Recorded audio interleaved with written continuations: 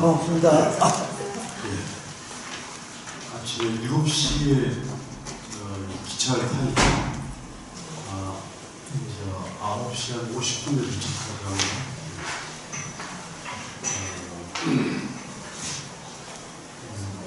제가 예전에 제 강의를 혹시 들어보신 분 계신가요? 아무도 안 계시더라고요. 그래요? 예, 그럼 거의 대부분 처음이신가고요. 전 처음. 그래서 처음이세요? 네. 제가 잘 오지 못해가지고. 알겠습니다. 그러면 혹시 몇 번 들으셨으면 좀 다른 얘기 좀 하려고 했는데 처음 들으셨다 보니까 그러면 저는 현재 불교학연인데 유전기이고요. 우리 안더스님께서 우리 부산불교 학연인들을 맡고 계시고 저는 이제 서울의 본부에서 지금 공동대표를 맡고 있습니다. 상임대표 맡고 계신 본만 스님 계시고요. 저는 그동안 이제 운영위원장이라는 일을 또 있었습니다. 아마 여기 계신 분들이야 이미 다 환경 문제는 이미 다 알고 있는 거라서 이미 다 환경 문제 심각하다는 걸 알고 있지 않아? 이렇게 생각하실 거라고 생각합니다. 근데 오늘 이야기는 그냥 단순하게 심각하다 이 얘기가 아니라 보통 우리가 이제 어떤 원인이 표층적인 원인이 있어요. 표층적인 원인, 쓰리가 너무 많이 발생됐고 그 다음에 CO2라든가 이렇게 이산화탄소 가스가 너무 많이 발생됐고 메탄가스가 많이 발생했고 이런 문제 때문에 환경 문제가 발생했다라고 하는 게 1차적 원인이 좀 더 깊은 원인으로 들어가는 것에 대한 말씀을 드리려고 하고 있습니다. 하기 전에 몇 가지 퀴즈를 한번 좀 내보도록 할게요. 여러분께서 말씀을 대답을 좀 해주시면 분위기가 굉장히 좀 업돼서 훨씬 더 이렇게 활력 있게 될 거라고 보여집니다. 여러분 예전에 토끼와 거북이 우아하시죠? 그죠? 처음에 토끼가 거북이한테 경주를 제야. 경주가 시작이 돼요. 그래서 불이라는 거북이가 이렇게 기억이 올라가는 거고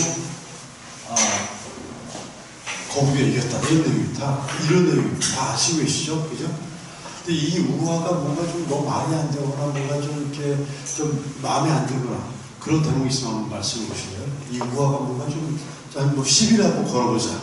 토끼가 너무 잠을 많이 잤어요. 너무 많이 잤고. 그렇게 할 수 있는 낮잠인데. 네. 그것도 이제 제가 원하는 정답 중 하나고 또 어떤 게 좀 문제가 있을까? 이 우화가 뭔가 좀 하여튼 10일 걸어보자. 토끼가 안 자도 되는데 꼭 잠을 자고. 안 자도 되는데 잠을 자고 자기가 빠르다는 걸 인정하고 좀 나태해졌어. 빠르다는 걸 인정하고 또 더 10일 세게 한번 걸어보세요.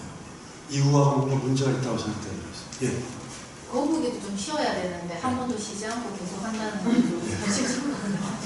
그것도 좋은 얘기입니다. 쉬는 거에 잠자고 쉬는 거 말고 하는 것도 한번 생각해 보세요. 거북이가 계속 쉬지 않고 가서 이겼지 않습니까? 근데 우리 현대 사회판에 보면 힘들고 가난하고 가지가 없는 사람들이 부지런히 아무리 먹고 애를 쓰고 살아도 거의 밑바닥에서 올라와서 힘들거든요. 굉장히 좀 깊이 들어가는 분석이 또 한번 10일 한번 걸어보자. 이 우화가 뭔가 좀 마음에 안 들어요. 산으로 가야 되니까 거북이처럼 물속에서 그것도 제가 원하는 정답 중 거북이가 1등할 수 있는. 그렇죠. 그것도 제가 원하는 정답 중에 하나입니다. 제가 원하는 게 몇 가지가 더 있어요. 또 이 우화가 뭔가 마음에 안 들거나 시비 걸고 싶거나 아니면 뭔가 좀 문제가 있다고 생각하는 거. 다 나왔나요? 뭔가를 비교해가지고 꼭 이렇게 비교해가지고 하는 거. 그게 상반된 동물인데 육지에서 잘 움직이고 바다에서 잘 움직이는 걸 뒤바꿔는 그런 상황이라서. 날카로운 분석이시고 제가 원하는 대답 중에 하나입니다. 이제 점점 깊이 들어가니까 친구 없이 혼자 할 수 있을까요? 혼자 같이 가야죠. 그것도 좋은 대답. 또 어떤 게 있을까요? 하나만 더. 이 우화가 뭔가 좀 문제가 있거나 하여튼 뭔가 시비를 걸어보고 싶거나 뭔가 좀 마음에 안 드는 거. 그 많고 많은 것 중에 하필 경주 내기를 했다. 경주 내기를 한다. 굉장히 아주 분석적으로 해주셨어요. 다 여러분 말씀하신 거 다 모아가지고 제가 정리를 한번 해볼게요. 경주를 하는 거니까 코스가 다를 리가 없겠죠. 같은 코스겠죠. 그죠? 같은 코스인데 막 저 앞에서 토끼가 잠을 자고 있는 것들 뒤에서 엉금엉금 기어가는 거북이가 봤겠죠. 그 거북이가 보는 잠자고 있는 토끼를 바라보는 거북이의 그 마음이 어떤가 한번 찍어보죠. 첫 번째. 너무 가깝다. 어떻게 잠잘까? 경주에서 깨서 열심히 가야 되는데. 두 번째, 긴가민가 부져버렸다. 세 번째, 쾌자를 불렀다. 어떤 게 맞을까요? 거북이의 심보라고 한다면 잠자고 있는 토끼를 바라보면서 어떤 생각이 들었을까요? 제발 깨지 마라. 깨지 마라. 고역을 지나갈 때는 어떤 마음일까? 일어나. 이렇게 좀 일어날 거 깨니까 조마조마해서 살금살금 같겠죠. 지나간 뒤에는 깨서 튀어올라갈까 허겁지겁 올라가죠. 여러분 예전에 이 우화가 저 교과서에 나왔던 거 기억이 나시나 모르겠어요? 제가 60년생입니다. 제가 윤석열 대통령하고 동갑이에요. 근데 저희 때 국어 교과서에서 이 우화가 나왔습니다. 근데 요즘에는 우화가 이게 안 나와요. 또 요즘 이솝 우화라든가 아이들 동화책에도 이걸 잘 안 가르쳐요. 왜 그럴까? 첫 번째 이유 때문에 그렇습니다. 뭐냐면 그 잠자고 있는 것들을 깨우지 않고 그 옆을 지나갈 때 깨우지 않고 지나가는 그 거북이의 심보가 과연 도덕적으로 교육적으로 건전하나 안 깨우고 지나가는 거. 그 다음에 상대방이 실수를 좋아했어요? 아니면 갑갑했어요? 실수를 좋아한 거잖아요. 어쩌면 이 우화에 보면 거북이가 토끼 옆을 지나가면서 토끼가 잠자는 실수를 즐기고 있는 거예요. 다행이라고 생각하는 거란 말이죠. 이런 심보를 갖다가 과연 저희 교과서에 실릴 만큼 교훈적이고 도덕적인 마음이 하는 겁니다. 예전에 90년 초에 어느 정당에 이 마크가 뭐냐면 토끼와 거북이가 발을 묶고 같이 가는 거였었어요. 기억나시나 몰라? 예, 평화민주당인가 그랬었어요. 자, 이게 첫 번째. 자, 그리고 두 번째. 토끼가 이겼어요. 근데 어떻게 이겼냐는 거예요. 첫 번째, 이것도 한번 여러분 찍어보세요. 첫 번째, 토끼가 부지런히 성실하게 기어가기 때문에 이겼다. 두 번째, 거북이가 부지런히 기어가서 이겼다. 그리고 두 번째는 토끼가 잠자는 실수를 하는 그 덕분에 어부지리로 거북이가 이겼다. 어떤 게 사실 아까울까? 네? 토끼가 잠자는 실수를 했기 때문에 거북이가 이겼다. 아니면 거북이가 부지런히 성실했기 때문에 이겼다. 어떤 게 실제입니까? 그냥 자기 목표를 두고 네. 타인은 생각하지 않고 자기 자신만의 목표를 가지고. 자, 첫 번째다 이거죠. 거북이의 성실함 때문에 이겼다 이 말씀이죠. 자, 또 다른 거. 거북이 이긴 이유. 거북이의 성실함 때문이냐? 토끼가 실수를 했기 때문에 거북이가 어부지리 이깁니다. 그 실수라기보다 잘못이죠. 토끼가 잘못을 했어요. 어쨌든 거북이가 이긴 이유를 따지는 거예요. 이유는 토끼의 실수냐 본인의 성실함이냐. 토끼가 낮잠을 자서 그렇죠. 자, 일단 토끼의 실수다. 그죠? 깨놓고 말해서 누가 원인이 이유가 뭡니까? 토끼의 실수예요. 그죠? 근데 보통 이 우화에 우리가 알고 있는 본래 교훈은 뭡니까? 거북이의 성실함입니까? 토끼의 실수입니까? 거북이의 성실함인데 깨놓고 말해서 토끼가 잠을 자지 않았으면 거북이가 이길 수 있었어요? 재간이 없지 않습니까? 잠자는 실수했기 때문에 이긴 거예요. 그죠? 자, 이게 두 번째 문제가 결국 거북이가 이긴 거는 토끼의 실수 때문에 이긴 거란 말이죠. 자, 그리고 토끼는 누구하고 경쟁을 해야 페어플레이가 될까요? 노루? 토끼는 누구하고 경쟁을 해야? 같은 토끼끼리 해야지. 거북이는 같은 거북이끼리 해야 되잖아요. 근데 애초에 두 대상 갖다가 수평적인 위에 올려놓고서 대등하게 싸운다는 게 이게 공정한 게임인가요? 아니라는 거예요. 그죠? 그 다음에 또 토끼는 어디서 사는 짐승입니까? 거북이는 이 게임은 어디서 있었죠? 육지에서 있었죠. 누구한테 유리하고 누구한테 불리한 게임. 토끼한테 유리한 거죠. 만약 바다에서 했으면 잽이 안 되죠.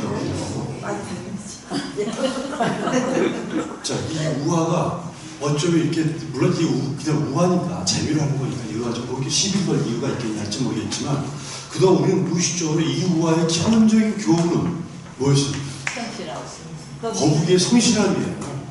주변에 토끼나 이런 사람 탓하지 말라 이거야. 네가 게을렀기 때문에 문제지, 너만 부지런히 살면 다 승리할 수 있다는 얘기인데, 실제로 깨놓고 말하면 이게 개인의 성실함만 가지고 되는 게 아니지 않습니까? 그죠? 근데 이게 이 우화가 어떻게 정치적으로 이용됐느냐? 70년대, 80년대 그때 무수하게 싸우면서 건설하던 시대에는 주변 탓하지 말고, 주변 원망하지 말고, 네가 성실하지 못한 너를 탓하라 말이지, 성실하고 나가면 돼 라고 하는 이 우화로 이용됐던 게 이 우화였었어요.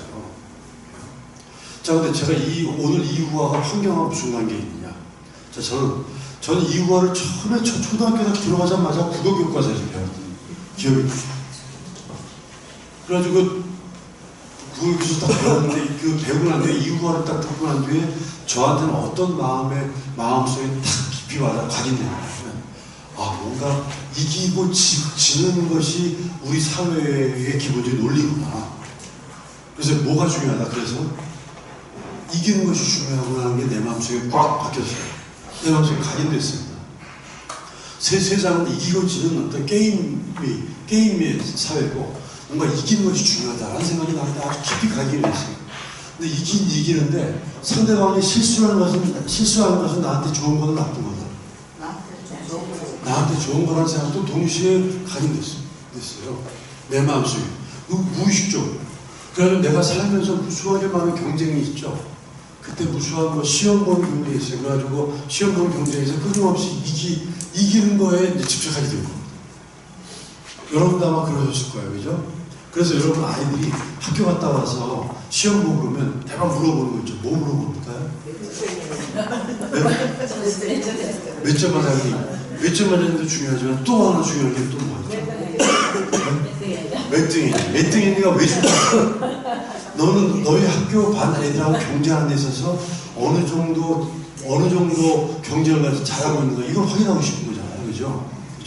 끊임없이 내 앞에 경쟁이 놓여 있습니다. 이기고 지는 경쟁이 놓여 있고요. 무수하게 많은 위로 올라가려는 경쟁이 있어요. 그래가지고 여러분 마음 심리 속에서 어떻게 했냐면, 우리 아이가 친구를 데려왔어요.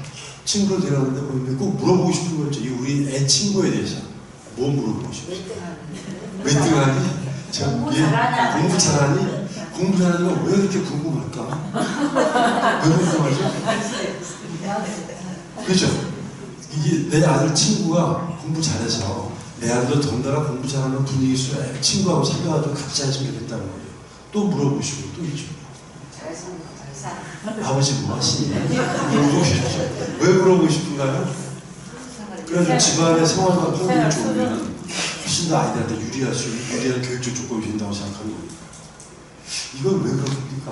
우리 사회가 끊임없이 이기고 지는 사회로 위로 올라가려고 하는 마음이 있다 보니까 아이들의 친구 관계까지도 그걸 개입하려고 하고 있는 거잖아요. 아이들 친구는 정말로 공부 잘하고 못하고 결이 없이 사귀는 게 좋은 일이지 않습니까? 그죠? 근데 대부분 다 그렇게 경쟁 관계에 있을 때는 우리 애가 공부 잘하고 집안 좋은 애하고 사귀고 싶어 해요. 그래서 사귀었어. 우리 아이가 공부도 잘하고 집안도 좋은 애하고 막 친구가 됐어요. 나는 속으로 기쁘죠. 그 집 부모들은 기쁠까? 그 집 부모 누구하고 사귄 거예요? 그 집 부모는 자기 아이보다 공부도 못하고 집안도 안 좋은 우리 애하고 사귀고 있잖아요. 저는 어릴 적에 끊임없이 이런 식의 생각들이 내 마음속에 각인됐어요. 그래서 끊임없이 이기고 지는 관계에 있단 말이죠. 그래서 시험을 볼 때마다 맨날 몇 등이 헤아려야 됐었고, 수많은 많은 경쟁들이 있는데, 여러분 일반적으로 볼 때 경쟁에서 이기는 사람, 지는 사람 누가 더 많습니까? 진 사람이 많겠죠. 그죠? 설령 한 게임에서 이겼다 하더라도 이 사람 다음 더 많은 게임에서 이길 가능성, 질 가능성 어떤 게 더 많을까요? 여러분 마음속에 내가 상대방한테 상처를 준 기억하고 상처 받은 기억하고 어떤 게 더 오래 갑니까? 상처 받은 기억은 무덤까지 가요. 그죠? 여러분 초등학교 이렇게 동창회 같은 데 하고 이러면 동창회 그러면 어떤 남자애가 얘가 말이지 옛날에 우리 맨날 공을 끊고 다니고 우리 맨날 울리고 그랬단 말이야 라고 하는데 안 잊어버리죠. 근데 그 남자를 그거 기억할까 안 할까? 이 나쁜 자식이 그런 거 기억을 안 해요. 그죠? 사람은 자기한테 가해, 내가 누구한테 괴롭히고 가해했던 거는 수준 관대해. 아, 그때 뭐 그럴 수 있었지 뭐. 그냥 그때 장난으로 그러니까. 근데 장난으로 돌 맞은 사람은 어떻습니까? 상처요. 그냥 저놈 말이지 그냥. 그때 만약 그 칼이라 드셨으면 그냥 그럴 때 이런 마음도 생기기도 하고 그런 경우가 많지 않습니까? 자, 우리 사회에서 경쟁에서 이기는 사람과 지는 사람이 많이 있다. 이기는 사람도 지는 사람이 많이 있다. 그리고 이기는 경우보다 지는 게 훨씬 더 마음속에 이렇게 일정하게 스트레스가 좀 많아진다는 거죠. 여러분, 우리나라 그 초등학교 교가 있죠? 초등학교 교가, 중학교 교가에 공통적으로 들어있는 용어가 있습니다. 뭐가 있는지 아세요? 노래, 초등학교 노래나 중학교 노래에 공통으로 들어있는 이 단어. 우리나라만 그래요. 빨리 기억해 보세요. 산을 비유하는 그렇지, 그렇지. 초등학교에 어떤 산이 안 들어있는 용어 학교가 없어. 중학교가 있고 중학교가 그래요. 근데 산만 있으니까 산에 뭐뭐뭐. 무슨 산에? 희산을 배우고 그렇죠. 산에 전기한다는 학교가 없어요. 올바르고 좋은 기가 좋은 기죠. 나쁘고 삿된 기를 뭐라고 합니까? 삿된 기후. 사기죠. 사기, 그죠? 사기죠. 올바르고 좋은 기운이 정기고, 나쁘고 삿된 기운이 사기야, 그죠? 저기 그 학교에 껄렁껄렁 애들이 많아요. 뭐가 물러나다 봅니까? 풍기가 물러나요. 저 집안에도 어떤 기가 있죠. 이런 기들이 모여서 풍이 만들어져, 그죠? 이런 풍이 만들어서 학교에는 무슨 풍이 있습니까? 교풍이라고 했어요. 집안도 분위기가 있죠. 집안은 뭐라고 하죠? 가풍이라고. 이렇게 풍으로 사는 바뀌게 돼 있어요. 풍으로. 애들 뭐 이거 하지 말라, 저거 하지 말라 이렇게 직접적으로 가르치는 것이지만 이런 부모가 갖고 있는 행동이나 부모가 갖고 있는 삶을 보고 아이들이 자동적으로 배우는 거였단 말이죠. 그건 뭐냐면 부모가 만드는 풍, 부모가 만드는 분위기, 이게 아이들한테 배우는 교훈이 된단 말이죠. 자, 근데 일반적으로 볼 때 우리나라 예전에 90년 초반에 쓰리형 부부라고 하는 코미디 프로그램이 있었어요. 기억나시나? 네. 그게 유행어가 뭐였습니까? 그래서 그거 다 기억나시나요? 은매기주고 은매기사라는 거예요. 자, 경쟁 관계 속에서 내가 경쟁에서 이기면 기가 살까 죽을까요? 살아요. 근데 경쟁에서 기가 죽으면 기가 죽는 거죠. 그죠? 실제로.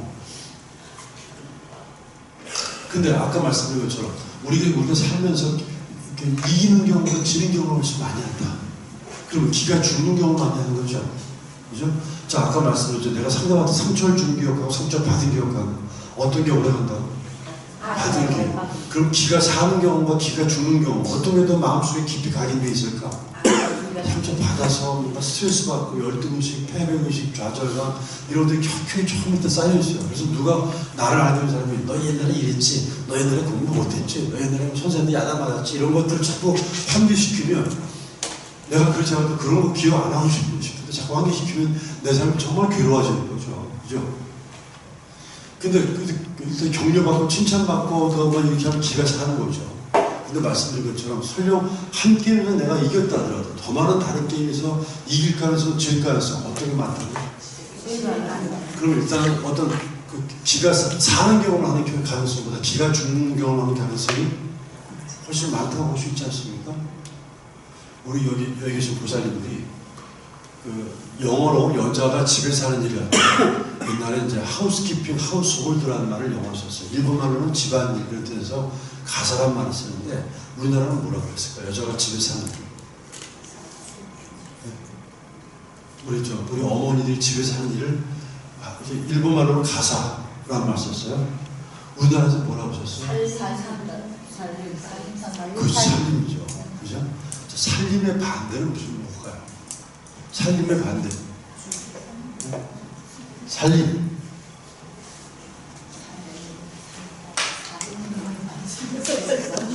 보통 우리나라는 남자도 보고 바깥에 살림의 반대. 후계. 죽임이죠. 살림의 반대는 죽임이죠. 그죠? 여자는 뭐 한다고요? 살림. 뒤에 본 것도 두 용어. 살림 뭐뭐? 살림살이. 그죠? 자, 근데 지금 우리 사회는 끊임없이 서로가 서로를 경쟁해요. 경쟁에서 기가 죽는 사람이 훨씬 많아. 좌절하기 때문에. 그래가지고 이렇게 기가 사는 경우가 많습니까? 기가 죽는 경우가 많습니다. 기가 죽는 경우가 많아요. 그래서 이렇게 사는 경우보다 이 죽임의 경우가 훨씬 많단 말이죠. 이 죽임살이죠.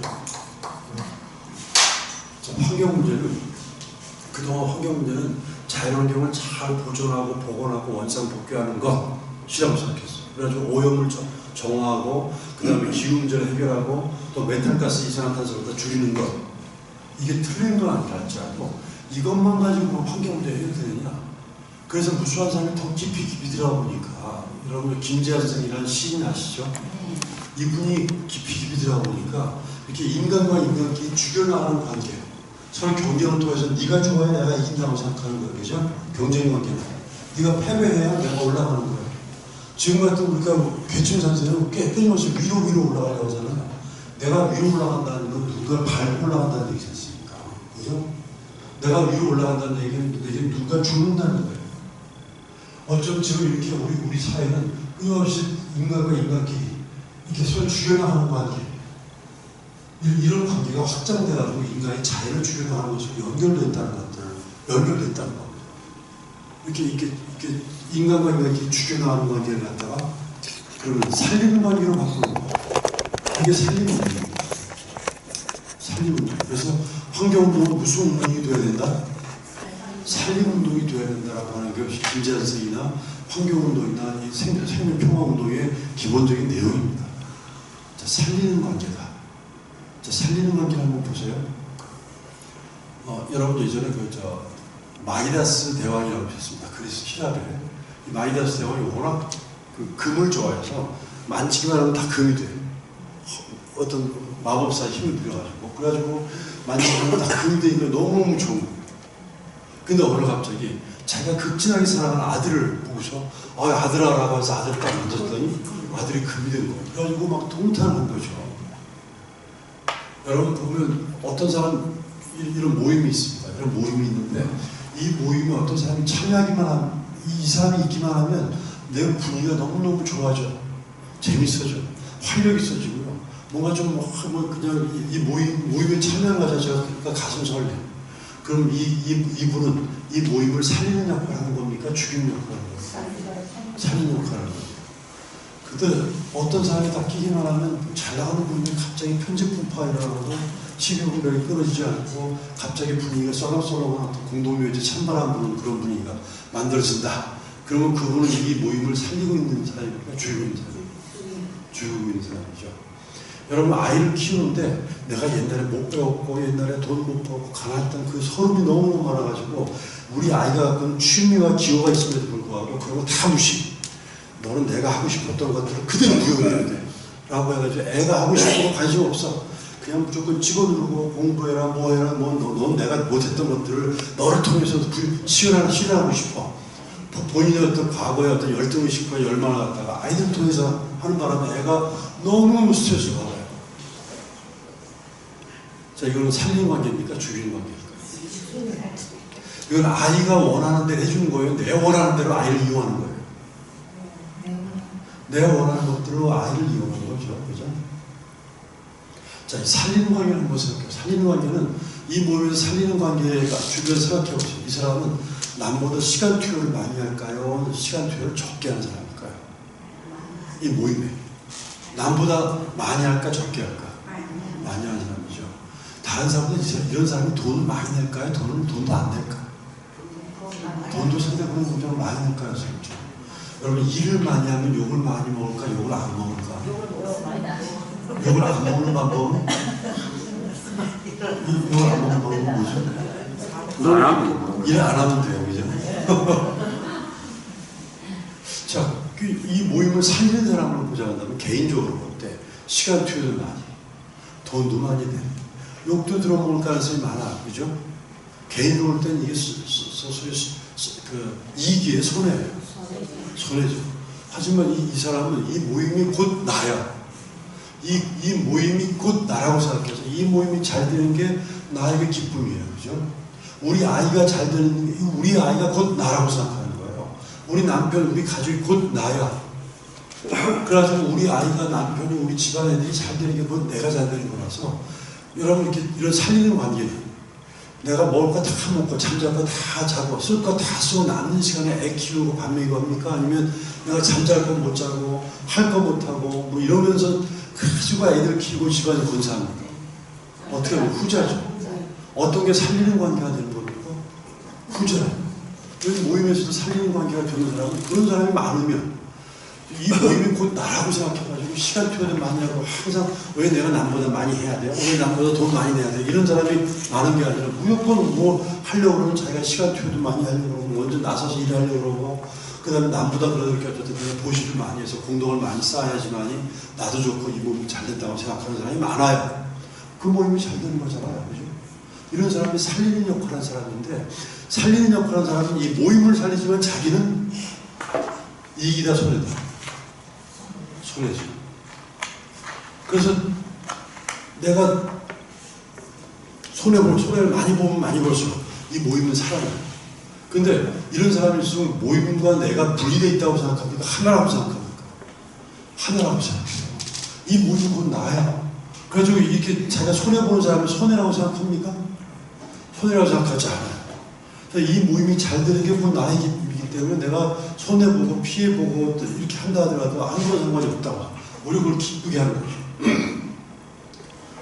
여러분 보살이 어떤 사람입니까? 어떤 부입니까? 이런 게 보살 아니에요? 네? 보살은 이거 다 주판을 튀기고서 내가 이익되는 일만 하는 사람이 보살입니까? 보살은 무조건 고통받는 사람, 어려운 사람, 힘든 사람 있으면 무조건 다가가지고 도와주려고 그러고 격려해 주려고 그러고 이런 하는 게 보살이지 않습니까? 개인적으로 볼 때 이게 이득이에요, 손해예요? 개인한테 손해잖아요. 그죠? 그래서 그런 사람, 그런 역할을 하고 그런 분위기가 될수록 이 모임이 살아나게 되고 서로가 서로 갖다 격려하고 붙도는 그런 사람이 한두 명 있으면 좋은 역할 모델이 돼서 그 사람을 보면 감동하고 고마워하지 않습니까? 그렇게 감동하고 고마워하는 사람이 주변에 많이 있으면 나도 그런 역할을 하게 돼요. 여러분 사람은 그 사람이 어떤 사람이 주변에 많느냐를 보면 그 사람의 근본을 알 수 있어요.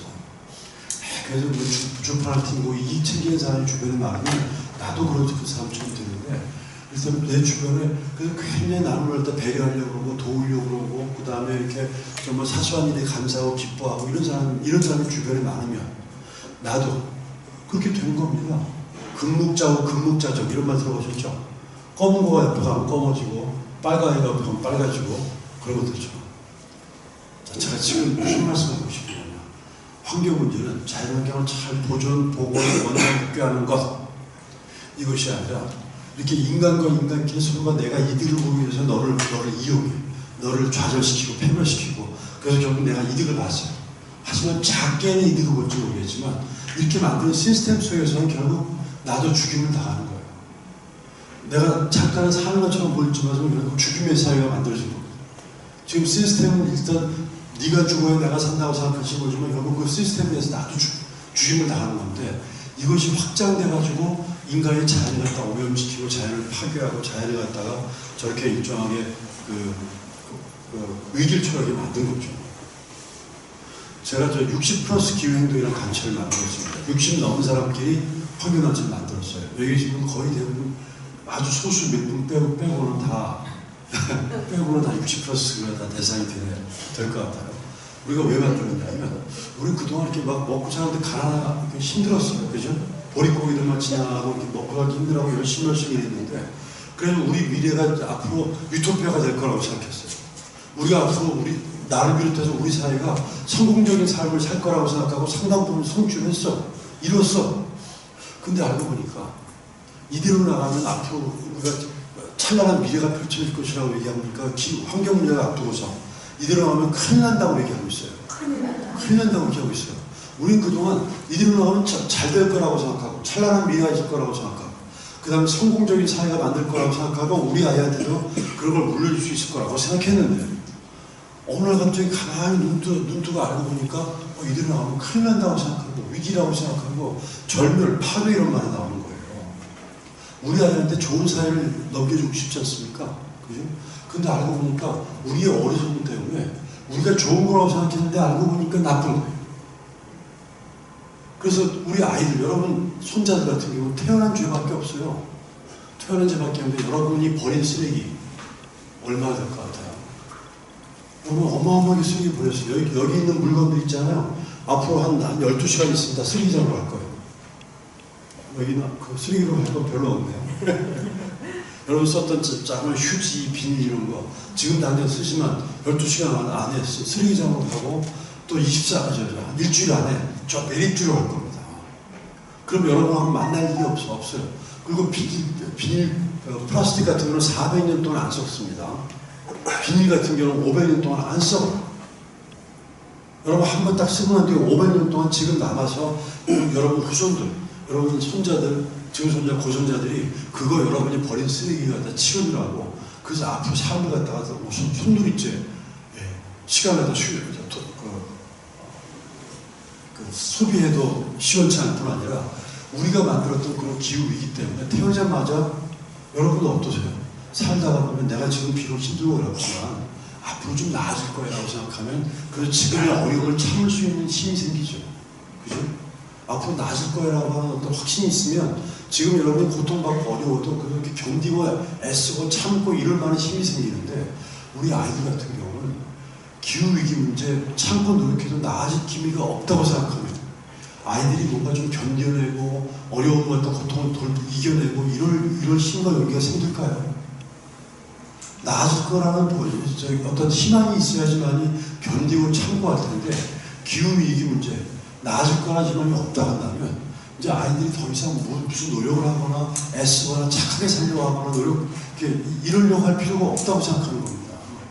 도대체 우리가 뭘 물려주고 있는 거냐 이거. 그래서 우리 60+ 기회인도 우리가 잘하는 줄 알고 그동안 살았는데 알고 보니까 우리의 어리석음과 우리의 바보 같은 때문에 이렇게 아이들에게 위기를 물려주게 되면 안 되지 않느냐. 아이들이 태어난 죄밖에 없는데도 불구하고 태어나자마자 우리 부모들이 그동안 버렸던 쓰레기, 부모들이 만들었던 기후위기, 이 문제 때문에 그 무수한 공포와 두려움 속에 살아야 된다고 한다면 이건 정말 심각한 문제가 되는 겁니다. 자, 그래서 제가 지금까지 말씀드린 것은 환경 문제는 그냥 자연환경 문제가 아니라 인간과 인간들이 서로 죽여나가는 관계. 이걸 갖다가 이 죽임의 관계를 갖다가 죽임살이를 무슨 살이로 바꾸는 거? 살림살이로 바꾸는 모든 운동. 이게 핵심입니다. 살림살이를 바꾸는 운동 이걸 갖다 이름하여 생명운동이라고 얘기하는 거예요. 생명운동, 살림살이로. 그래서 여러분 아까 저 마이다스의 손 들어보셨죠? 건드리기만 하면 황금이 되는데 여러분이 사람들을 딱 만나기만 하면 여러분이 딱 관여하기만 하면 이 몸이 펄펄펄 살아나는 사람을 갖다가 무슨 살이라는 사람이라고 할 수 있을까요? 살림살이라는 거죠. 내가 만나기만 하면 아이가 이렇게 괴롭고 힘들었던 애가 갑자기 격려받고 용기를 얻고 힘을 얻고 이렇다 한다면 나는 살림살이라고 하는 겁니까? 죽임살이라고 하는 겁니까? 어떤 모임인데 힘들고 어렵고 잘 안 나가고 막 질이 멸려요. 내가 딱 들어가니까 뭔가 활력도 생기고 힘도 생기고 뭔가 이렇게 굉장히 어떤 희망과 용기가 생기는 분위기가 돼. 나는 살림살이라고 하는 겁니까? 죽임살이라고 하는 겁니까? 살림살이라고 하는 겁니까? 우리 남편이 맨날 술만 먹고 집에서 하여튼 제대로 역할을 못한단 말이에요. 약간 비교할 수 있을지 모르겠는데. 그래가지고 이 화상아, 이 인간아 이러면서 막 그냥 맨날 원망하게 된단 말이죠. 여러분 모든 평화는 지금 현재 상태를 딱 인정을 하고 이 남편이 이렇게 소위 고주망태 맨날 술 먹고 이런 사람이라고 인정하고 난 뒤에 그런 뒤에 이 사람을 두고 내가 어떻게 이 사람과 관계 맺을 거냐 하는 걸 판단해보는 거예요. 그죠? 우리 남편이, 우리 부인이 착하고 나한테 잘해주면 좋은 일이지만 그렇지 않은 경우가 많지 않습니까? 마음에 안 드는 경우가. 근데 왜 너는 왜 이러냐고 내 부인한테 너는 그렇게 내 마음도 몰라주고 내 남편도 좀 보양도 안 하고 이렇게 계속 원망만 하면 여러분 이 나이에 계속 안 바뀌었으면 앞으로 바뀔 가능성이 있습니까? 없습니까? 네? 여러분 50, 60 돼가지고 우리 남편 안 바뀌었어요. 맨날 야단을 치고 잔소리해도 지금까지 안 바뀌었으면 앞으로 이후에 한 3년, 2년, 3년 더 한다고 바뀔 것 같아요? 안 바뀔 것 같아요?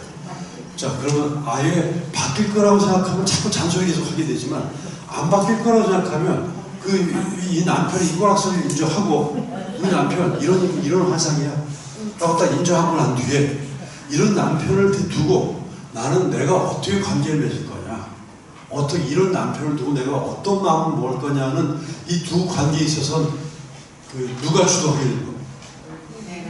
이 남편은 이렇게 꼴통이고 이렇게 주태백이고 막 이런 사람을 두고 뭐 이혼할 것 아니면 이런 두고 내가 어떻게 관계를 맺을 건지 관계 맺고 대응하는 방법에 대해서 내가 어떤 마음가짐을 딱 갖는 거예요. 이 과정 속에서 내가 이 관계에 내가 주인공이 되는 거죠. 근데 맨날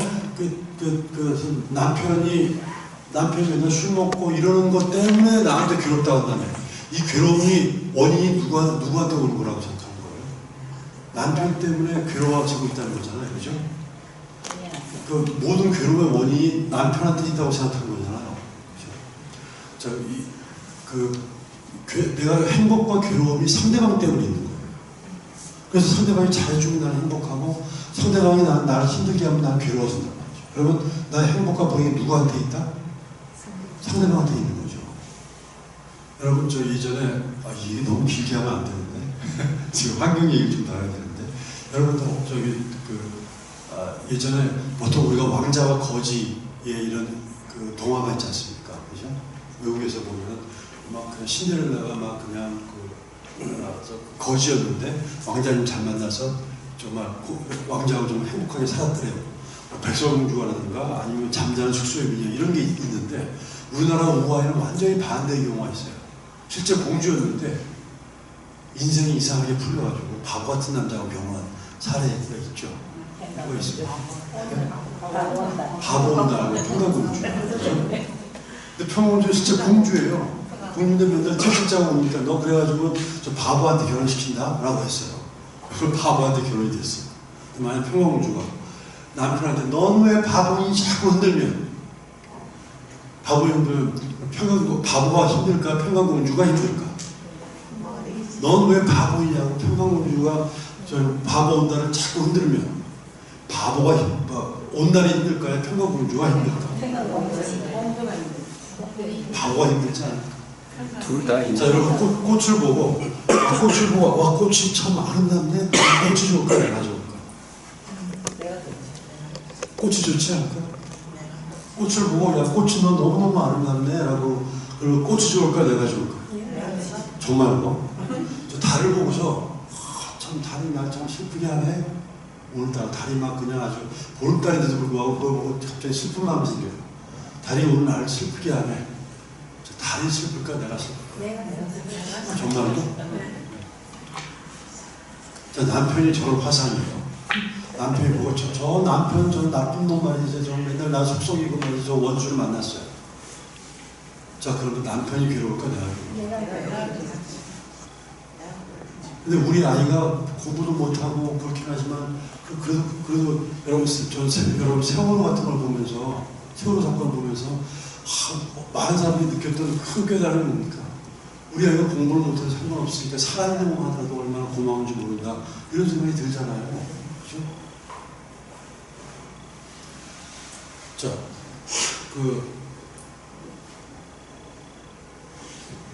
일단 내 조건, 우리 아이들, 우리 남편, 이런 사람이라도 이 관계 속에서 내가 좋아하면 내가 행복한 거죠. 그죠? 근데 계속 나를 원망하면 네가 문제고 이것이 문제고 저것이 문제고 얘기하면 누가 괴롭다고? 저 사람이 괴로운지는 모르겠어요. 하지만 확실하게 괴로운 건 내가 괴로운 거죠. 하지만 주변에 많은 사람 보고 네가 이렇게 해줘서 참 고맙고 감사하고 기쁘고 아름답다고 일단 생각하면 일단 누가 행복하다고? 내가 행복한 거죠. 내가 행복하면 주변이 잘 풀릴 가능성이 있을까요? 주변이 더 안 풀릴까? 내가 기분 좋고 내가 감사하고 내가 좋아하고 그러면 일단 내가 좋기 때문에 풀리든 안 풀리든 상관없어요. 하지만 가능성으로 볼 때 잘 풀릴 가능성이 있으니까 안 풀릴 가능성이 많을까? 잘 풀릴 가능성이 많겠죠. 그리고 내가 빵긋빵긋 내가 이렇게 사랑하면서 빵긋빵긋 웃고 다니면 나를 만나는 사람들이 나만 보고 기분이 좋아할까? 괜히 기분 나쁠까? 기분이 좋겠죠. 기분이 좋으면 이 사람들이 나하고 가까이 하고 싶어 할까요? 멀어지고 싶어 할까요? 가까이 하고 싶어지게 되죠. 그럼 내 주변에 그런 사람들이 많아지게 되고 이 사람이 평상시에 뭐 계속 괴로울지라도 나한테 올 때는 동달아 빵긋빵긋 웃으면서 오는 사람이 많지 않습니까? 자, 주변에 이 인연을 누가 만드는 겁니까? 내가 그렇게 빵긋빵긋 웃고 주변 사람들 만나고 감사하고 기쁘고 좋은 사람이라고 생각하고 얘는 말이야 공부도 못하고 집안도 안 좋아요 라고 생각하면서 멀리 하는 게 아니라 이 아이가 갖고 있는 특징, 우리 아이 친구가 갖고 있는 어떤 특징이나 이런 것을 보고서 이 아이를 존중하라고 하고 이 아이가 다 아주 극진하게 친하게 지내라고 하면 그 주변의 친구를 좋은 마음으로 살게 되면 누가 더 좋다? 누가 더 확실히 좋다? 우리 아이한테도 확실히 좋은 거죠. 그리고 그 아이가 친구들을 사귀는 방법, 사람을 만나는 방법들을 배울 수 있게 되기 때문에 이 아이의 인생이 굉장히 많은 사람들을 갖다 좋게 만들어주고 이 죽임의 관계가 아니라 살림의 관계로 만드는 삶이 될 가능성이 높아지게 되겠죠. 자, 다시 말씀드리면 제가 환경 문제는 단순하게 자연환경을 잘 복원하고 원상복귀하고 정화시키고 깨끗하게 하는 것 이게 근본이 아니라 환경 문제는 이게 인간과 인간끼리 죽여나가는 관계가 무슨 관계로 바꾼다? 살림의 관계로 바꾸는 모든 운동. 그래서 살림운동이고 그렇기 때문에 살림살이로 가야 되는 겁니다. 우리 보살님들 살림살이 운동 살림살이 하셨지 않습니까? 죽임살이라는 것이 아니라 그래서 항상 여러분이 만날 때 내가 누구를 만나면 나로 인해서 이 사람이 펄펄펄 사라지는 거 나만 만나면 이 사람이 잘 나간 사람이 막 그냥 괴롭고 막 그냥 기가 죽고 이러는 것이 아니라 나만 만나기 바라면 이렇게 살리는 관계로 만들어지는 것 이게 살림살이라는 거죠. 자, 그런 관계를 바꾸는 운동이 환경운동의 핵심이다. 이 말씀 그리고 이제는 PPT를 물어보겠습니다. 저는 이 PPT 이런 파워포인트를 쓰는 걸 정보를 전달하는 데 좋은데 이 지혜를 전달하는 데는 PPT가 굉장히 방해가 돼요. 이 듣는 감각하고 보는 감각을 두 가지 하다 보니까 듣는 거에 확 집중하게 되면 뭔가 상상하면서 마음속에 그리게 되는데 이 보게 되면 정보를 전달을 분명히 전달하게 되는데 뭔가 이게 마음속에 확 깊이 각인하게 만드는 데는 올해 영상이 반대가 되는 경우가 많이 있습니다. 근데 그럼에도 불구하고 저는 지금 불가능한 지금 공동대표가 있고 지금 기후 환경 문제 지금 CO2가 높아지고 있어요. 그래서 현재 지구 평균 기온이 1.1도인데 지금 현재 1.5도가 넘어서면 여러분 티핑 포인트라고 해서 여러분 컵이 있죠? 이렇게 여기 있습니다. 근데 이걸 책상 위에 그래서 쭉 밀어봐요. 쭉 밀으면 요 끝에다가 지금 오고 좀 더 밀면 어떻게 될까요? 떨어지겠죠. 떨어지기 바로 그 직전 그걸 티핑 포인트 임계점이라고 합니다. 그 직전까지는 이걸 갖다가 다시 끌어당길 수 있죠. 그죠? 원상복귀 시킬 수 있죠. 근데 이거 덜 밀면 넘어져가지고 깨지고 물이 없어지겠죠. 회복할 수 있습니까? 없습니까? 없습니다. 이게 1.5도예요. 몇 도? 1.5도. 근데 지금 이제 1.1도입니다. 우리가. 근데 지금 평균이 지금 상승했어요. 그러니까 1.5도가 올라서게 되면 되돌릴 수 없을 거라고 위험이 있어요. 되돌릴 수 없으면 급격하게 기후가 상승하게 올라가는 것들 갖다 좀 가속화되는 거죠. 그러면 바닷물 남극 북극 얼음 녹죠. 또 만년설 천년설 녹죠. 그러면 바다의 해수면 상승하죠. 해수면 상승하면 그러면 이 부산은 저기 바닷가에 있는 동네지 않습니까? 바닷가에 있는 동네 해수면 상승하면 어떻게 될까? 난리 나는 거예요. 그죠? 지금 계속 해수면 상승하고 있어요. 알고 계시죠? 1년에 몇 미리씩 상승하고 있어요. 근데 이게 훨씬 더 급격해지게 돼요. 그다음에 시베리아에 얼어있는 땅들이 있어요. 근데 이게 녹아. 얼어있는 땅 속에 뭐가 들어있냐면 거기에 옛날에 뭐 맘모스라는 공룡의 시체도 있지만 옛날 동물들의 시체에 바이러스들이 있는 경우가 있어요. 옛날 바이러스. 옛날 세균들이 얼어있는데 그게 이제 이게 녹아가지고 이게 밖으로 나오면 지금 많은 사람들은 옛날에 그런 바이러스를 경험해 본 적이 없는데 옛날 거에서 나와가지고 지금 우리는 최근 바이러스는 다 내성이 있어요. 다 또 저기 치료약도 있어. 근데 옛날 바이러스는 치료약도 없고 내성이 없어요. 급격하게 이런 새로운 질병이 번질 가능성이 있다라고 얘기를 하고 있고 실제로 굉장히 걱정을 하고 있습니다. 바닷물 팽창하죠. 그다음에 지금 저 태평양에 있는 무수한 폴리네시아 섬들이 있어요. 그죠? 이 섬들은 이 저 해수면 상승하면 난리 납니다. 특히 여기 투발루라는 나라가 있어요. 여기는 지금 고도가 2m 정도밖에 안 돼. 높은 나라. 그러니까 그 나라의 한 반 정도가 물에 잠겨 있습니다. 그래서 이거 갖다가 이 나라 사람들이 그럼 살 수 없으니까 인근 나라로 이사를 해야 돼요. 이걸 기후 난민이라고 말합니다. 기후 난민들. 그럼 어디로 이사합니까? 뉴질랜드라든가 호주라든가 뉴기니라든가 이런 나라로 이사를 가요. 이걸 기후 난민이라고 그러고 이 기후 난민이 1년에 한 200만 가량이 발생하고 있습니다. 바닷물 상승화되고 지금 계속 1년에 갑자기 이상기후 발생하고 있죠. 이번에 갑자기 엄청나게 추워지기도 하고 갑자기 더워지기도 하고 폭우가 쏟아지기도 하고 첫눈이 어마어마하게 첫눈이 좀 아름답고 우아하게 내리면 괜찮은데 첫눈이 그냥 완전 무시무시하게 내렸어요. 서울 같은 경우. 자, 이런 기후위기도 있죠. 자, 산림용 파괴. 자꾸 나무를 베어내니까 여러분 나무는 숲은 어떤 역할을 합니까? 숲이 많아야 거기에 있는 수많은 많은 생명들이 살 수 있는 집 역할이에요. 거기에 벌레들도 살죠. 거기에 무슨 짐승도 살죠. 동물도 살죠. 이런 집 역할인데 숲이 자꾸 없어지게 되면 이런 집이 없어져. 동물들이 못 살아. 그래서 생물 종들이 멸종합니다. 여러분 아마존이 자꾸 줄고 있죠. 아마존이 지구의 허파라고 얘기할 정도로 산소를 만들어주는 역할을 하는데 아마존이 자꾸 줄어드는 이유는 거기에 축산업자들이 그 소를 자꾸 키우는 거예요. 소를 왜 키우죠? 여러분들 고기 먹이려고. 여러분 햄버거 먹이려고. 고기. 그래서 저 맥도날드 맥도날드 같은 경우 다 그 아마존 지역이나 그쪽 지역에서 목축업을 하면서 이제 소를 키웁니다. 그 소로 지금 여러분 패티 만들고 하는 거예요. 여러분 예전에는 그냥 소고기국만 먹으면 되는 거였었어요. 그죠? 소고기국 먹으면 소고기를 우겨서 먹는 거예요. 소 덩어리 조금에다가 이걸 갖다 확 고아가지고 먹는 거예요. 근데 지금의 고기는 어떻게 먹어요? 덩어리죠. 요즘에는 덩어리.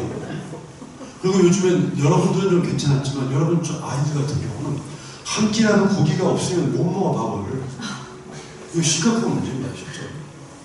전 지금 제가 채식주의로 채식하고 있습니다. 물론 제가 불자이기 때문에 그런 것도 있습니다만 특히 환경운동하기 때문에 그런 사람들이 그럼 저 야채 먹고 힘이 나오냐라고 말할지 모르지만 소나 코끼리 유식동물입니까? 채식동물입니까? 채식동물. 덩치 크고 힘만 세. 전 세상에 야채밖에 안 먹는데 이렇게 몸이 빠지지 않아요. 살이 안 빠지니까. 근데 잔병을 먹고 장이 좋습니다. 자, 이렇게 산림파괴가 계속 발생합니다. 축산업. 그래서 여러분 지구 온난화를 유발하는 물질이 이산화탄소하고 메탄입니다. 메탄 아시죠?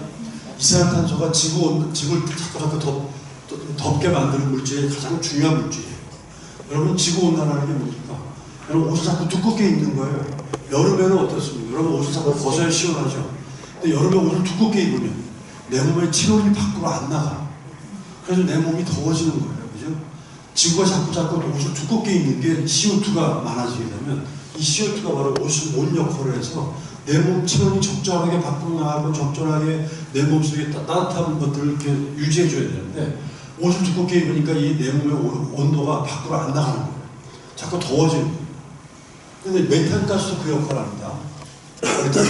근데 이 메탄가스는 CO2 이산화탄소보다 지구 온난화를 갖다가 약 한 20배 정도 더 강력한 온난화 물질이에요. 근데 이 메탄가스 어디서 나온다?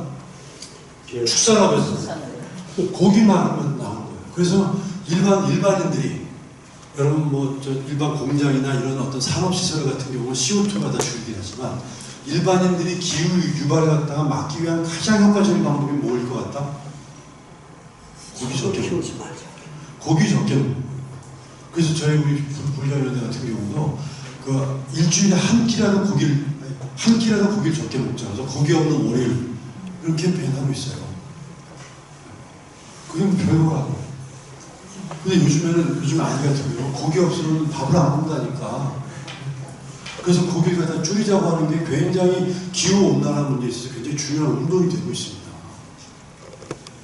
자, 사막화 진행되고 있고 이런 문제들이 발생합니다. 다음 쓰레기 문제. 여러분 쓰레기 문제 심각하죠. 쌓이는 쓰레기 갈 곳이 없습니다. 아까 말씀드렸죠. 100년, 500년, 플라스틱 400년 갑니다.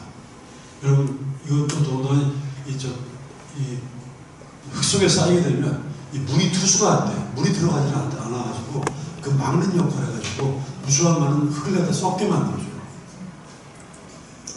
도대체 사람도 잘 죽어야 되는 건데 물건도 잘 썩어야 되는 거잖아요. 썩어야 되는 건데 안 썩어. 안 썩으려는 게 바로 안 죽으려고 하는 욕망과 연결되어 있습니다. 가전제품 쓰레기도 심각하죠. 음식물 쓰레기. 여러분 음식물 쓰레기 그동안 어디서 버렸는지 아시죠? 저 부산 앞바다, 군산 앞바다, 포항 앞바다 바다에 버렸어요. 음식물 쓰레기를. 지금은 이제 그렇게 못하고 또 있습니다만. 음식물 쓰레기 같은 경우는 지금 1년에 어마어마하게 많은 음식물 쓰레기가 약 한 3조 정도의 음식물 버리는 양이 3조 정도가 30조가 그리고 이걸 처리하는 비용만 하더라도 약 한 1,000억 정도가 들어갈 정도예요. 음식물 쓰레기 심각합니다. 근데 어디는 못 먹어가지고 좀 심각한데 우리는 너무 많이 먹어서 남아서 문제가 되고 있지 않습니까? 그 다음에 바다에 버리는 거. 여러분 바다 쓰레기 아마 해운대에서 느끼는지 모르겠어요. 해운대는 그나마 좀 날지 모르겠지만 여러분 지금 하와이하고 미국 사이에 남한 면적의 7배나 되는 플라스틱 섬이 있습니다. 여러분 저 인터넷에 유튜브에 바다 플라스틱 이렇게 한번 쳐보세요. 그러면 이루 말한 플라스틱은 물에 안 가라앉죠. 그 바다에 떠 있어요. 그래가지고 이것들이 해류 영향 때문에 모여가지고 크게 큰 섬을 이루고 있어요. 그 하와이에서 미국까지 남한 면적의 7배나 되는 섬이 있습니다. 그것뿐만 아니라 인도양, 북대서양, 남서대양 그렇게 해류 영향 때문에 플라스틱 섬들이 있어요. 여러분 보면 아주 기가 막힐 겁니다. 이거 다 누가 버렸느냐? 우리가 버렸어요. 자, 이런 문제 있고요. 자, 이제 에너지 문제. 여러분 지금 여기만 하더라도 기장하고 가깝지 않습니까? 그래서 좀 걱정됩니다. 여러분 보통 보면 모든 시멘트 건물들은 모든 시멘트 건물들은 30년 내지 40년이에요. 30년, 40년 아파트 되면 40년 지나면 아파트 어떻게 합니까? 재건축하죠. 왜 그렇습니까? 콘크리트 건물들은 다 균열이 일어나고 다 이렇게 일정하게 그렇습니다. 그렇기 때문에 콘크리트 건물들은 무조건 40년 정도 되면 재개발해야 되고 재건축해야 돼요. 자, 근데 원전을 뭐로 짓습니까? 콘크리트를 짓는 거예요. 그렇기 때문에 40년 되면 이게 일종의 이 한계 수명이에요. 40년 넘어서게 되면 수명 연장. 근데 후쿠시마 같은 경우도 한계 수명이 딱 되고 나서 수명 연장을 하자 1년 만에 저렇게 사고가 발생했어요. 여러분 아파트나 이런 집도 40년 지나면 자꾸 갈라지고 물 새고 막 이러지 않습니까? 그런 현상이 발생하는 거예요. 그래서 빨리 40년 되면 폐기하고 새로 짓거나 해야 되거든요. 자, 원전 건물들은 수명이 몇 년이다? 40년이에요. 근데 요즘 60년까지 짓고 있다고 하는데 생각해보세요. 자, 근데 거기서 나오는 방사능 물질, 플루토늄이라든가 이런 것들은 이 방사능 물질은 1g만 있어도 엄청나게 많은 사람이 죽습니다. 이거 독약하고 비교가 안 돼요. 근데 이 1g이 방사능이 반으로 줄어드는 거. 방사능의 오염이 반으로 줄는데 10만 년이 걸려요. 그래서 많은 사람들은 지금 이게 윤리적이지 않고 도덕적이지 않은 하고 이유는 뭐냐면 40년간 우리에게 전기를 이렇게 공급하고 한 뒤에 그 뒤에 거기 나오는 쓰레기나 폐기물이 10만 년 동안 우리 후손들한테 방사능 오염을 갖다 계속적으로 방출한다고 한다면 이게 정말 올바르냐 도덕적이냐 하고 해서 지금 전 세계적으로는 원전을 자꾸 폐기하는 방향으로 가는 게 일반적인 경향입니다. 근데 자꾸 우리나라만 아니라고 얘기하고 있고 또 원전 쪽에 있는 분들은 자꾸 줄이고 이러면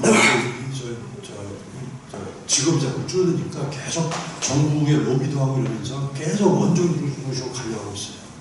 원전이 지금까지 쓰고 있는 건 어쩔 수 없지만 자꾸 줄이는 계획을 세워야 되거든요. 대체 에너지로 가는 방향으로 가야 되는데 이걸 기준으로 자꾸 하려고 하니까 이 환경단체들은 정말 기가 막히고 그러는 거예요. 자, 어쨌든 이런 문제가 발생하고 있습니다. 기타 환경 문제 있어요. 자, 이건 우리를 괴롭히는 적을 만났는데 알고 보니까 바로 우리였던 거. 뭐가 잘못됐느냐? 한번 생각해보면 그 근본 이유에 대해서 여러분 이렇게 빙산이 있으면 빙산이 위에 떠 있는 건 빙산 전체의 몇 퍼센트? 10분의 1입니다. 빙산이 위에 떠 있으면 그럼 딱 빙산이 떠 있는 걸 딱 보고 저 밑에는 저거의 10배나 되는 이 빙산이 밑에 있을 거다라고 짐작해야 되죠. 그죠? 이 비중으로부터 그렇습니다. 자, 환경 문제라고 하는 것들이, 환경 문제는 우리 몸속에 일종의 빙산에 저 위에 떠 있는 현상이에요. 근데 저 밑에 더 근본적인 것들이 있는 거예요. 근데 환경 문제를 생각하는 사람들은 저 위에 떠 있는 요것만 문제라고 생각해서 요것만 없애면 문제가 해결된다고 생각합니다. 뭘 같이 없애야 돼요? 이 덩어리까지 같이 없애야죠.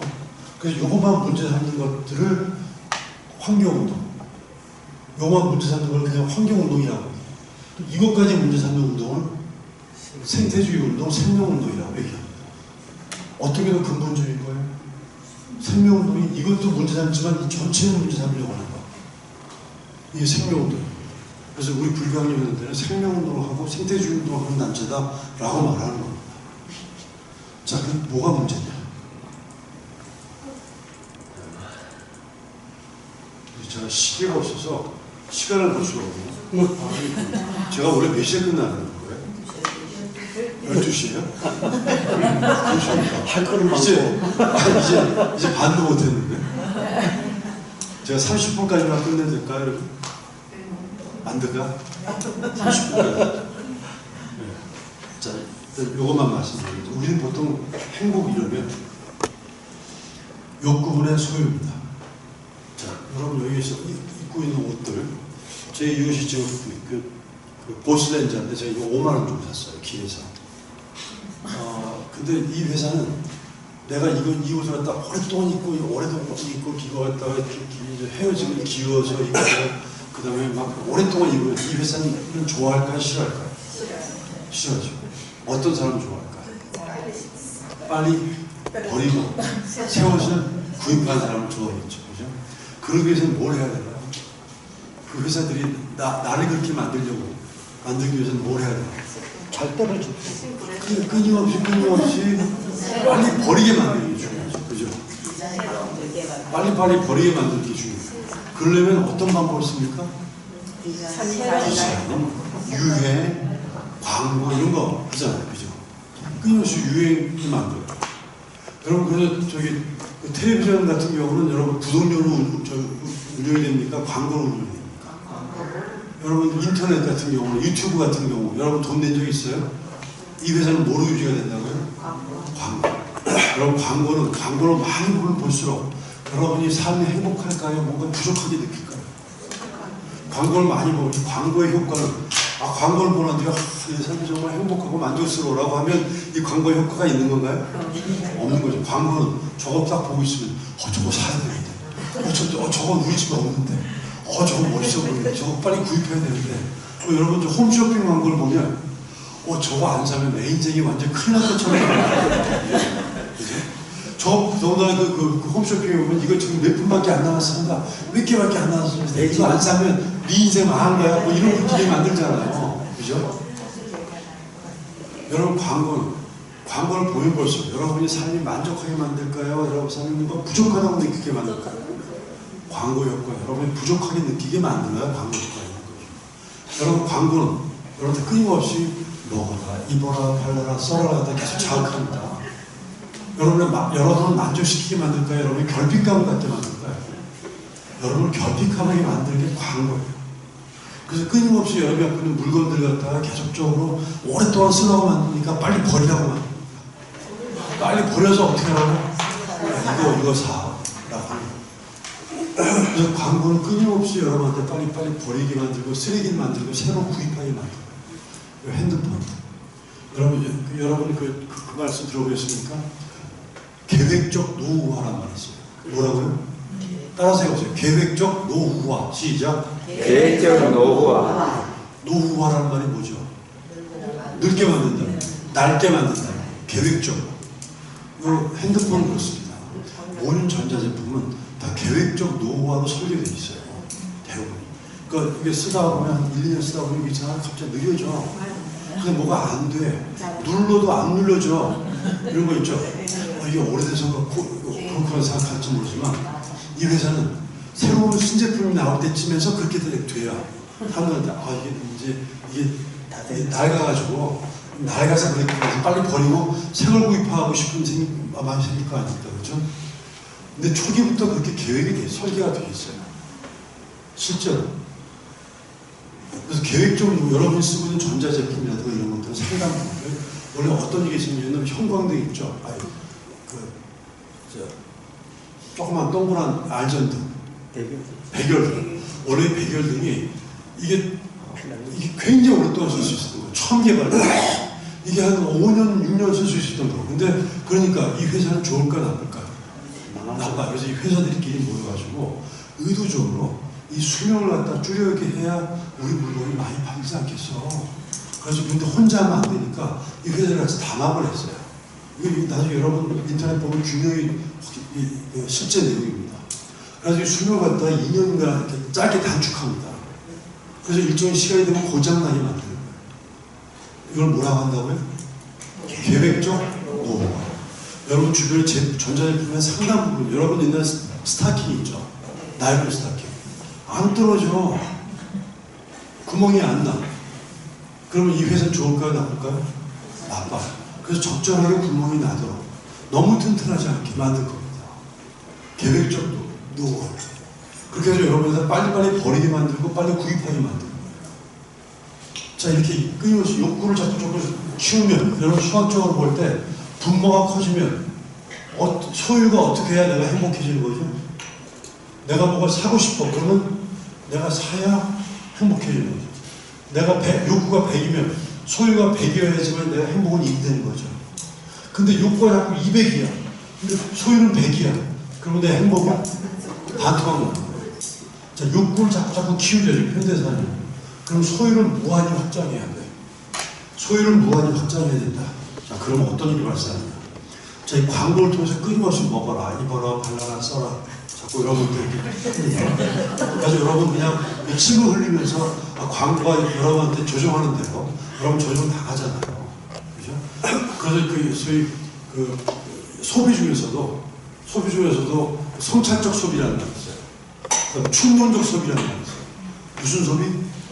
충동적 소비와 그 다음에 다른 소비가 성찰적 소비. 자, 환경운동하는 사람은 충동적 소비를 해야 됩니까? 성찰적 소비를 해야 됩니까? 성찰적 소비를 하는 거예요. 환경운동의 소비는 이거 살 때마다 꼭 3번을 생각하는 겁니다. 꼭 필요한 건가? 두 번째, 대체하려면 다른 물건은 없는 건가? 세 번째, 이걸 수리해서 쓸 수는 없는 건가? 그걸 생각해보는 거예요. 생각해보는 사람들이 그래도 꼭 필요하다고 한다는 거예요. 없으면 안 되는 건가까지 생각하면서 그러면서 생각해보는 게 그걸 구입하는 게 성찰적 소비입니다. 그래서 욕구를 통해서 욕구를 키우면 그 욕구에 따라 소유가 같이 커져야 내 행복도 높아지는 거죠. 근데 소유를 무한히 하려면 가장 좋은 게 뭐냐면 여러분이 이런 어떤 상품을 소유한다는 얘기죠. 상품을 소유하려면 무한히 상품 생산할 수 있어야 돼요. 상품을 무한히 생산할 수 있어야 돼요. 근데 여러분이 쓰고 있는 물품 중에서 여기 있는 물건 중에서 지하 자원에서 안 나오는 거 있으면 한번 따져보세요. 땅속에서 안 나오는 거 있으면 말씀해보세요.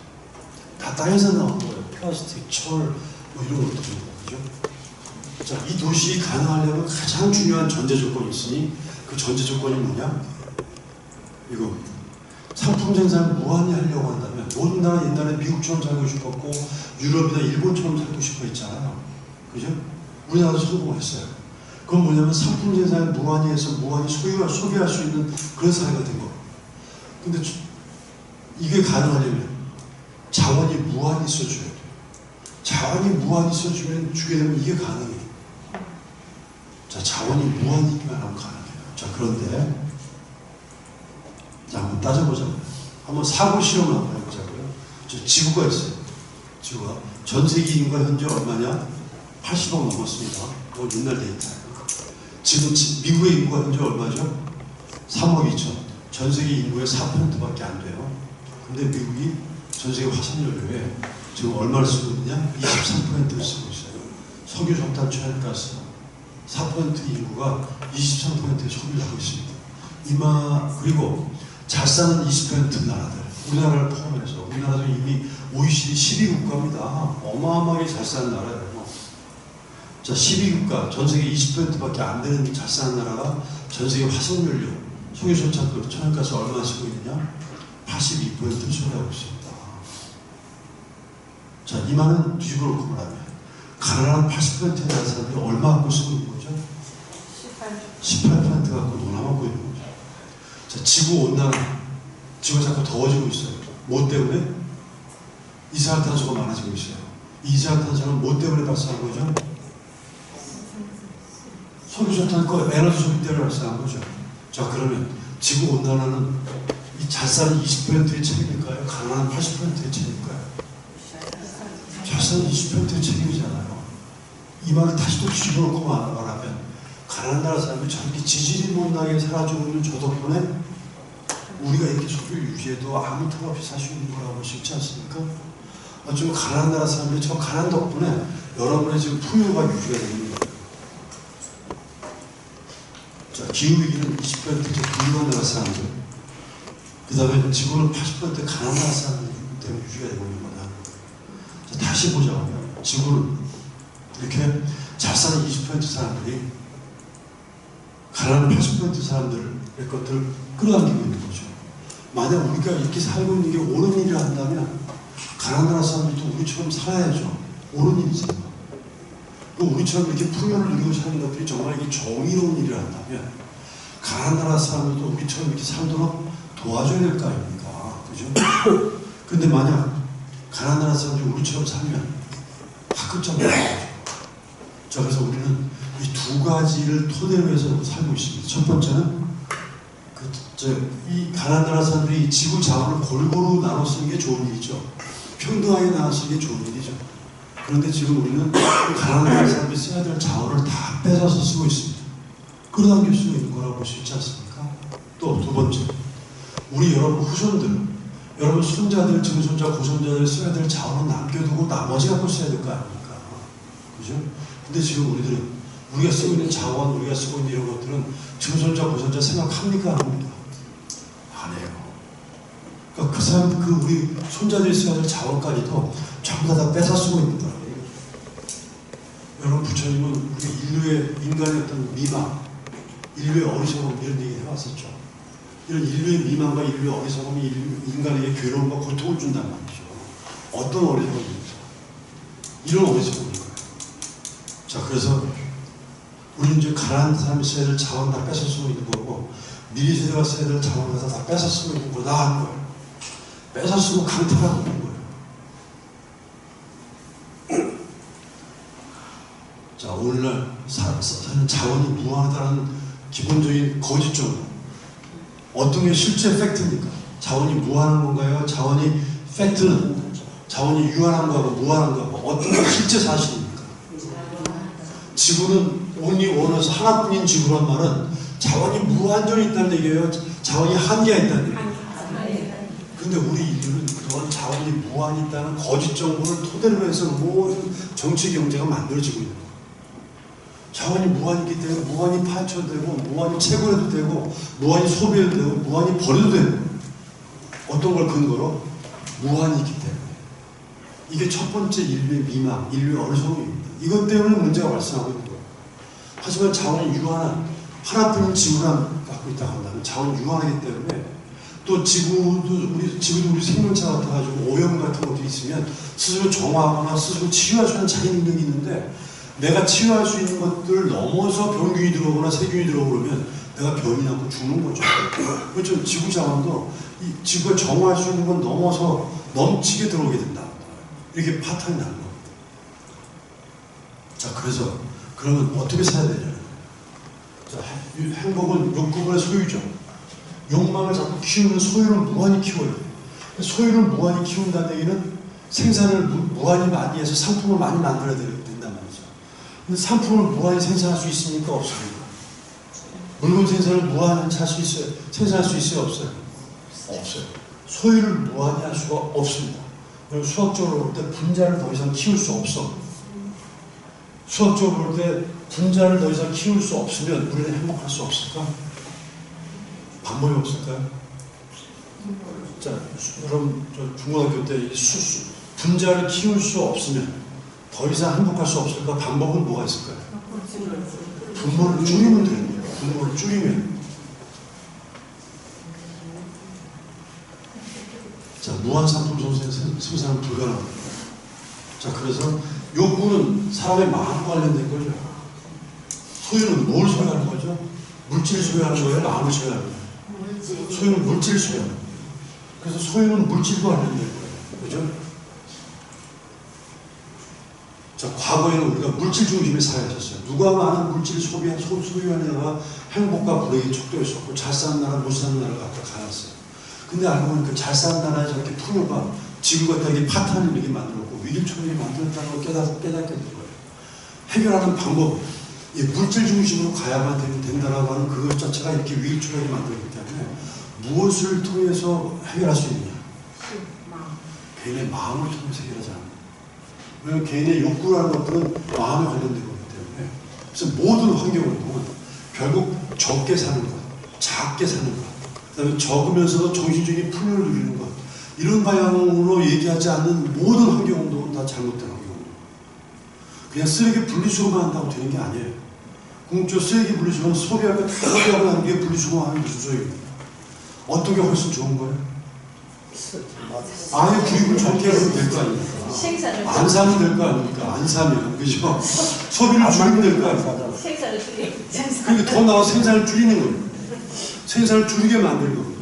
소비도 줄여야지만 생산을 적게 해서 만드는 거예요. 왜냐하면 내가 생산을 적게 하면서 내가 소비를 줄이면서 생산을 적게 하라고 요구해야지 쓸 거 다 쓰면 생산 줄이라고 말이 안 되지 않습니까?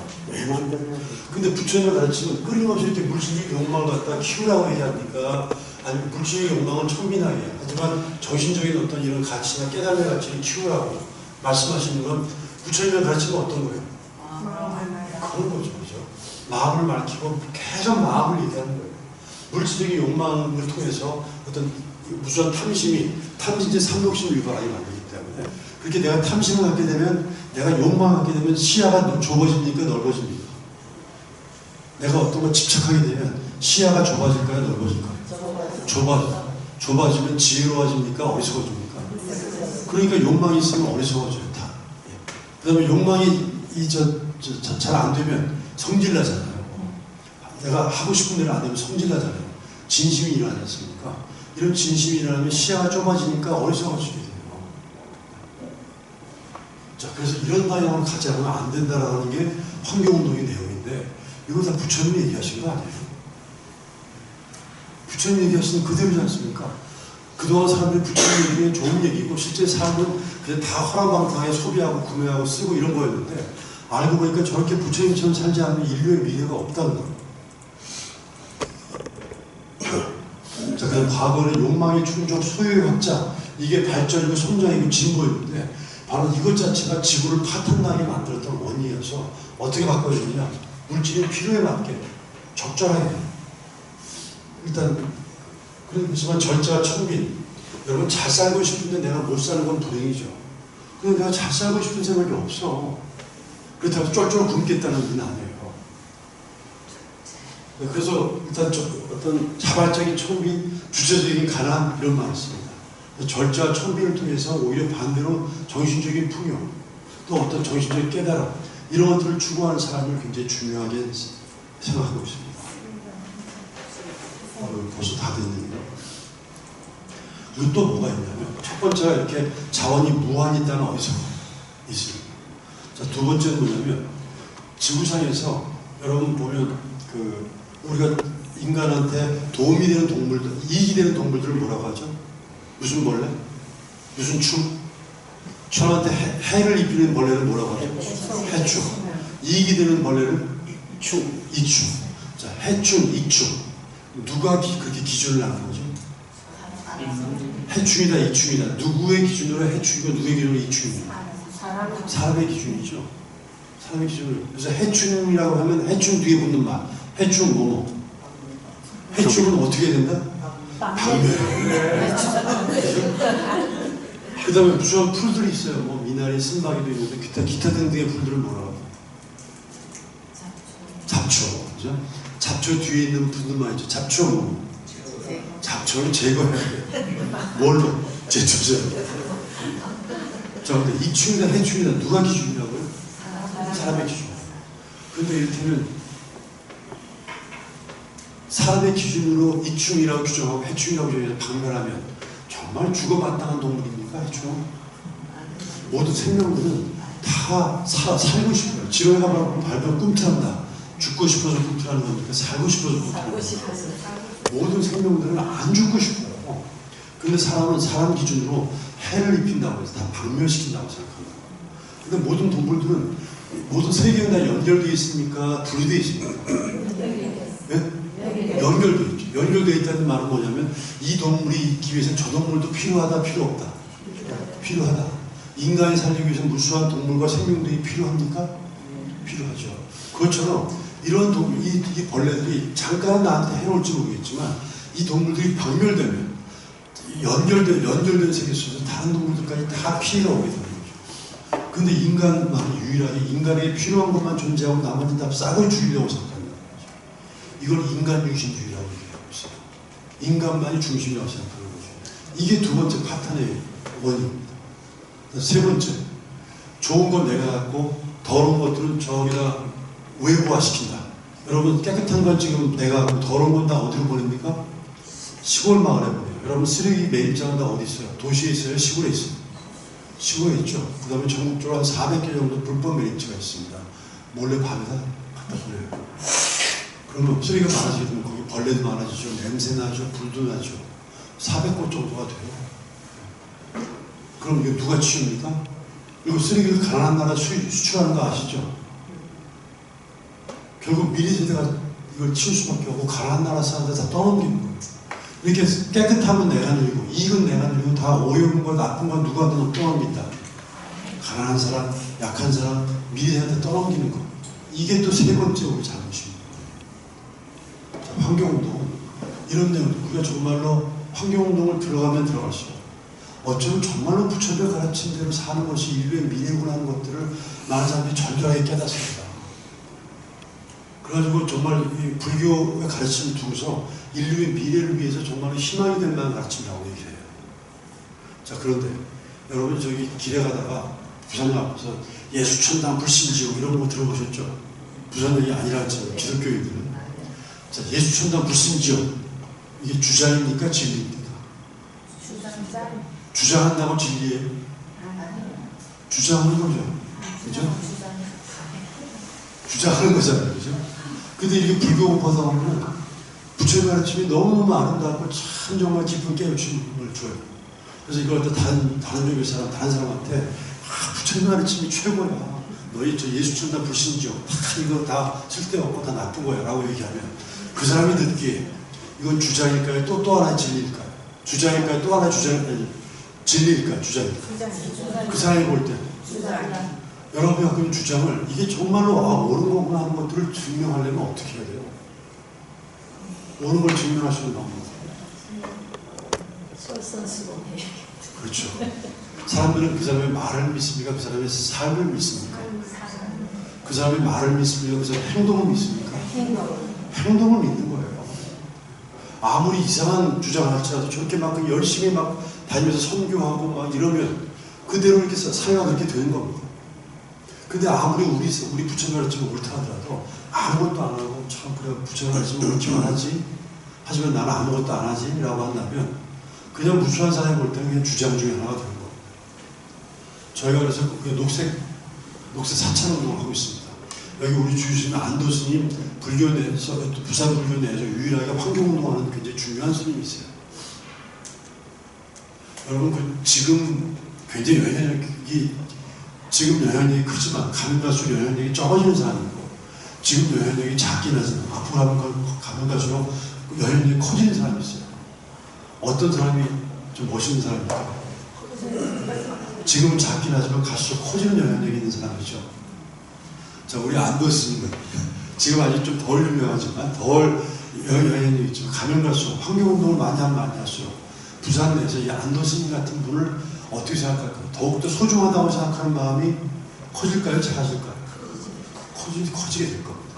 환경 문제가 심화되면 심화될수록 부산 내에서는 안도 스님이 굉장히 바삐 여러 가지 역할들을 해야 될 가능성이 많이 있고, 그러면 여러분 안도 스님 뵐 기회가 이제 좀 적어질 가능성이 있죠.